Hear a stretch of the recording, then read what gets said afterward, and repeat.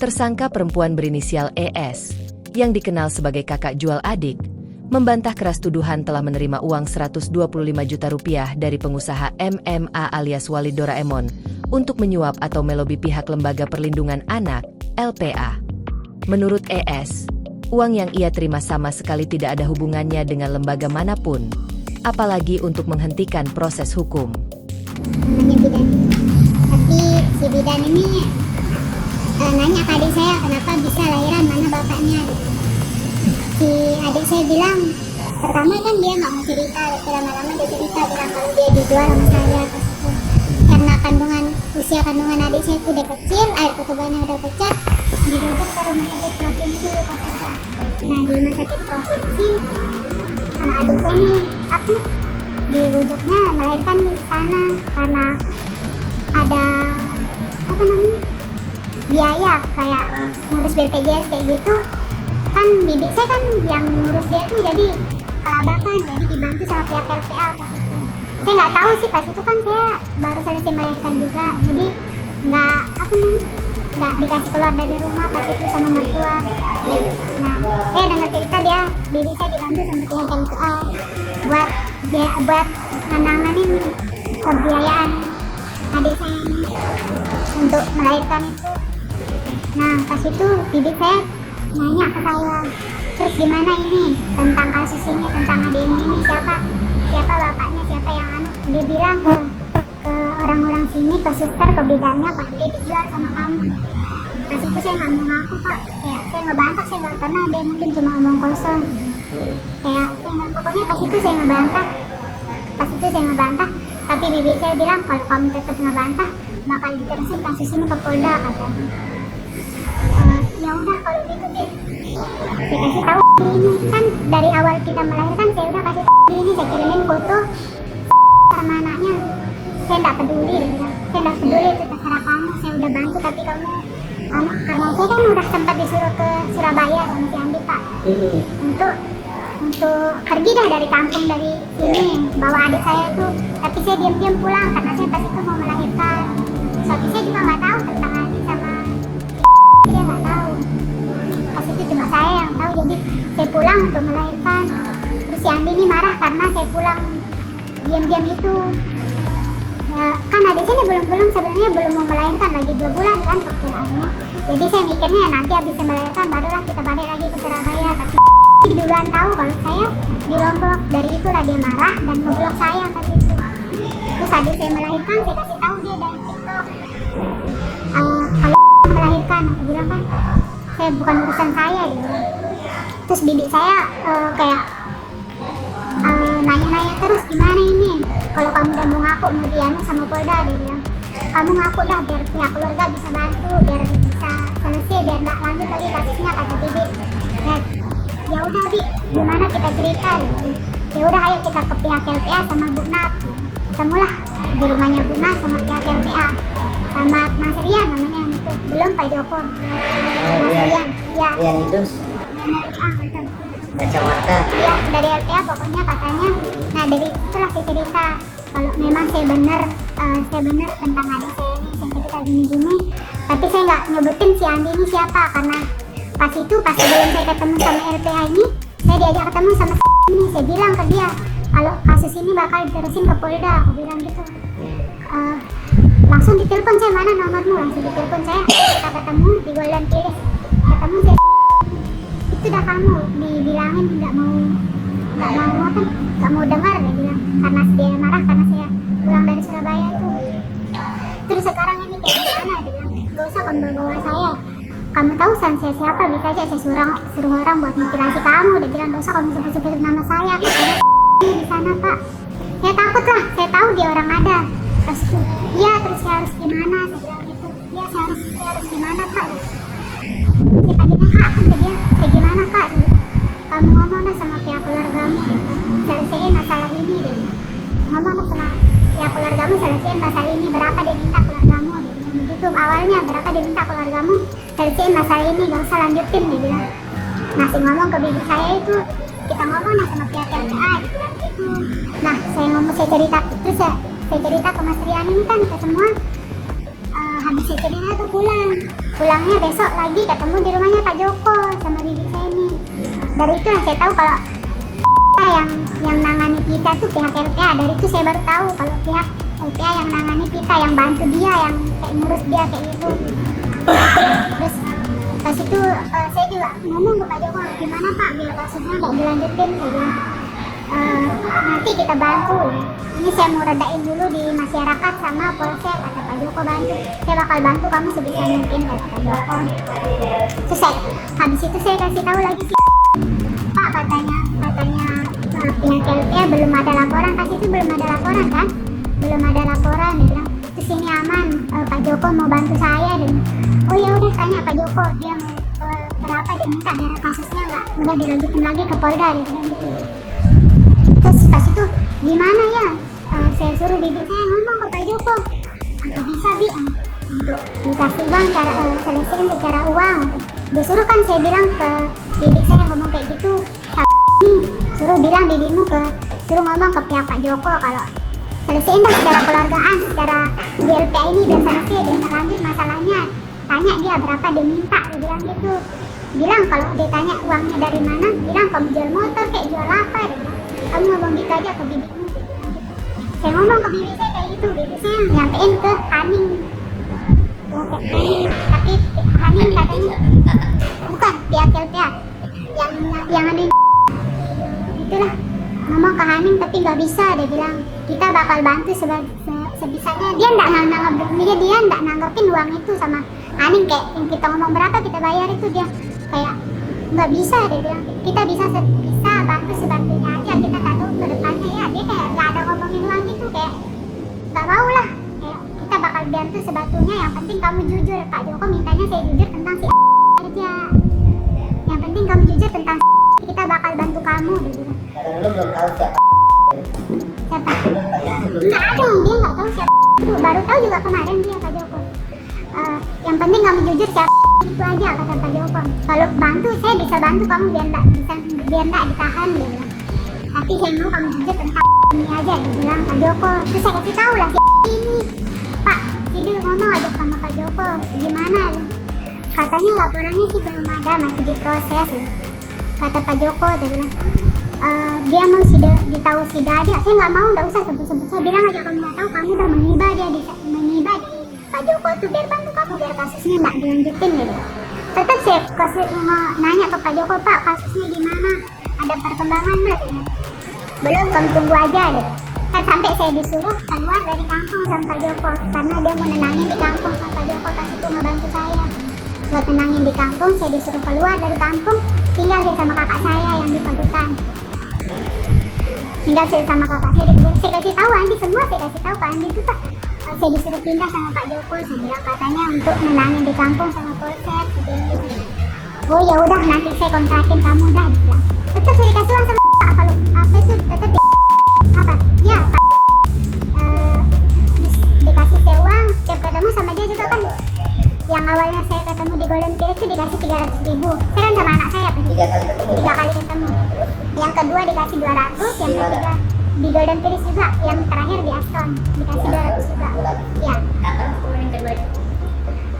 Setelah kasusnya jalan. sudah ada laporan di Polda? Bukan, belum ada laporan di Polda. Tapi setelah kamu dipindah ke Pagutan? Udah dipindah ke Pagutan, tapi belum ada laporan sama sekali. Berarti 3 kali pertemuan 700.000 totalnya. Iya, tapi kan di TF-TF sama yang dikasih di antar-antarin itu beda juga Pak. Ya, ada dia yang antar-antar memang. Terus pas itu gimana ini dengan pihak LPA, gimana dia kelanjutannya? Belum ada nelpon Pak Joko Pak. Oh ya udah, kamu buat surat perdamaian dah.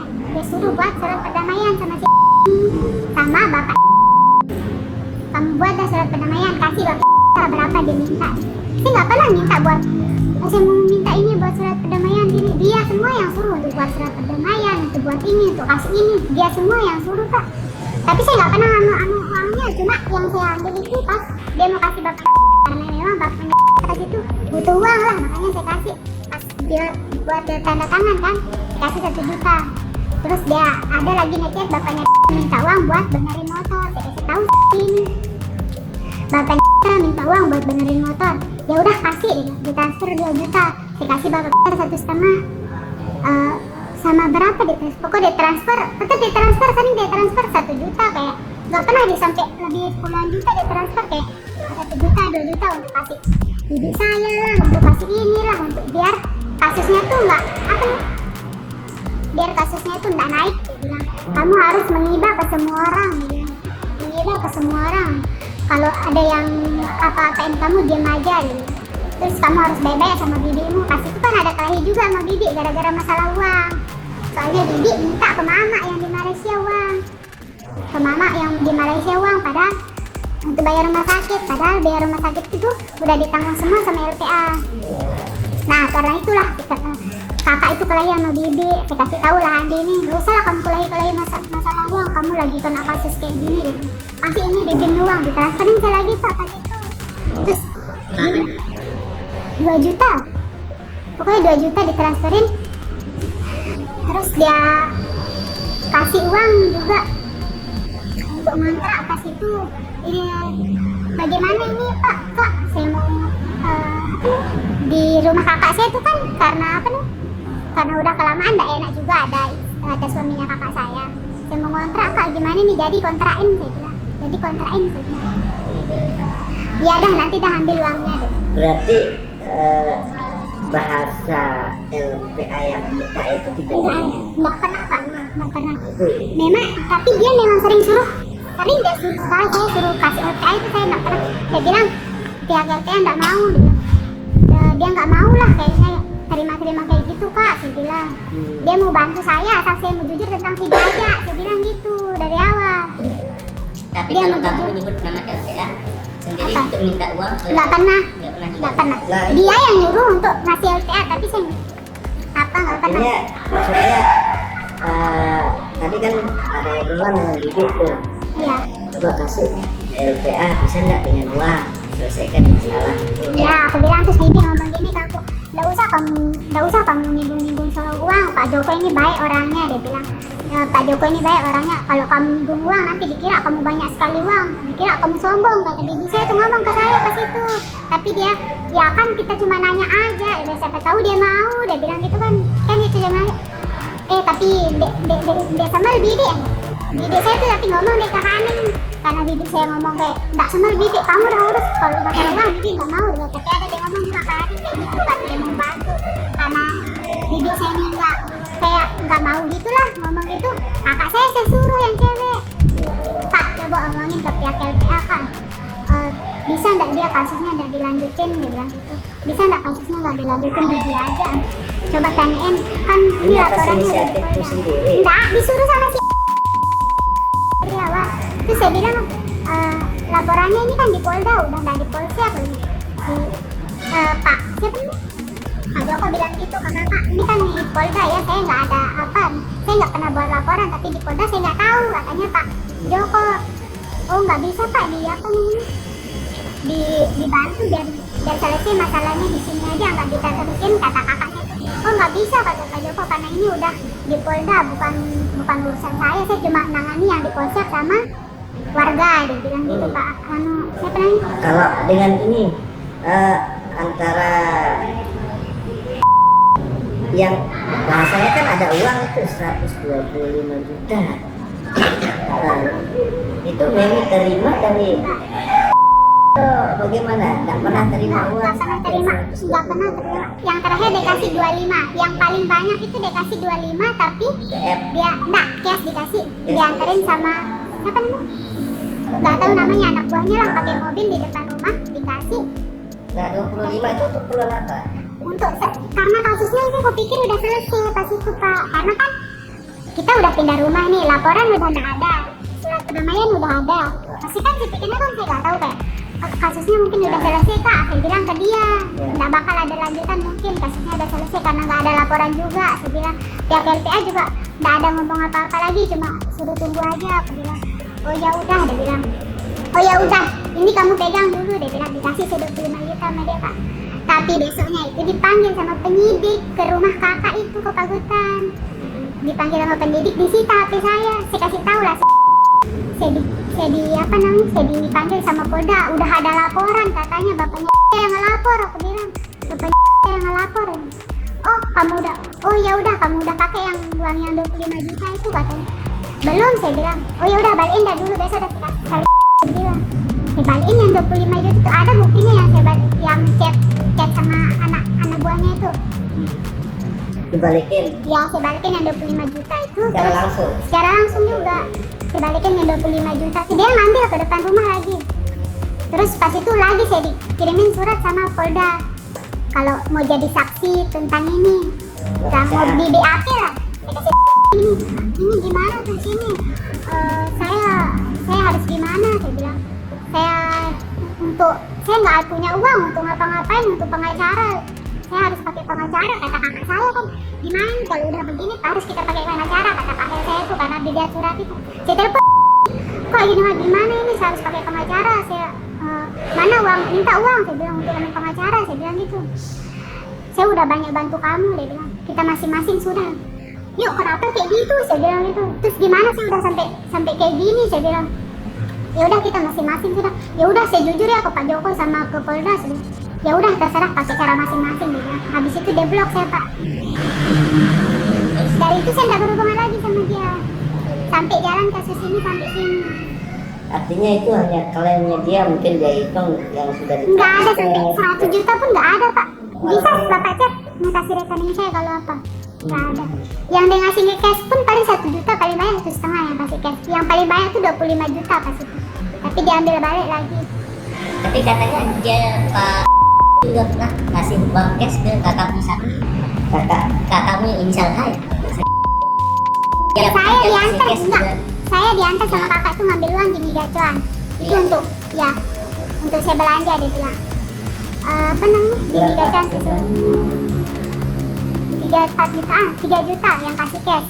Yang pakai amplop warna coklat. Iya. Pakai amplop ya Pak, enggak aku lupa.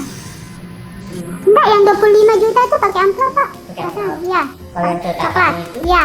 Ya, ke kakaknya. Kakaknya tuh nggak ada, Artinya nggak ada. penekanannya begini, tidak ada hubungannya uang yang Nggak ada. terima itu dengan yang Nggak ada. Yang dia kasih ke saya tuh pure untuk saya sama keluarga saya nyelesain masalah pas itu.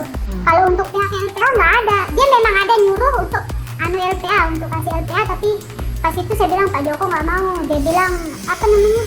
Ini pihak Polda punya urusan. Dia bilang kalau dia cuma nyelesain di Polsek sama warga aja. Dia bilang gitu.